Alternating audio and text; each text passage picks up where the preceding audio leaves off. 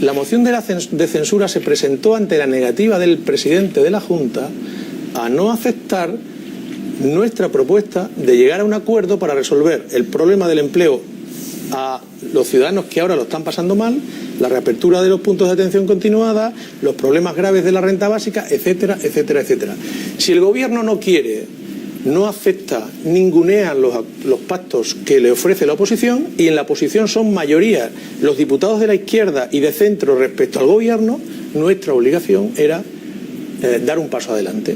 Porque además así nos lo exigen muchos ciudadanos y nosotros dimos un paso adelante.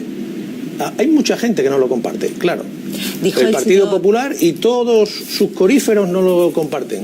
Pero yo voy por la calle y los ciudadanos que lo están pasando mal me dicen: habéis hecho lo que teníais que hacer.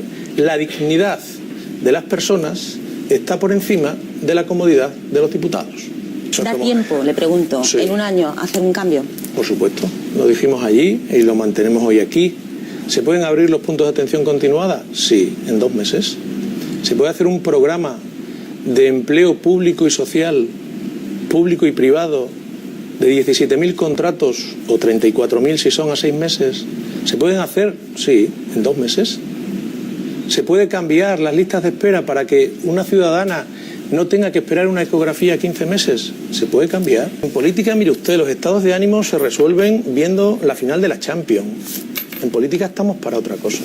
A mí me importa poco el estado de ánimo del señor Pedro Escobar. Pero ¿no le parece me importa el estado de ánimo de los parados, de los que no cobran la renta básica o de los que tienen que ir a llevar a sus hijos con el coche porque le han quitado el transporte escolar. Nosotros tenemos que dejar los agravios presentes e históricos en el congelador, porque somos fuerzas políticas serias, laicas, que solo tienen como misión, si son capaces, si fueran capaces, establecer un programa para la mayoría social de esta región.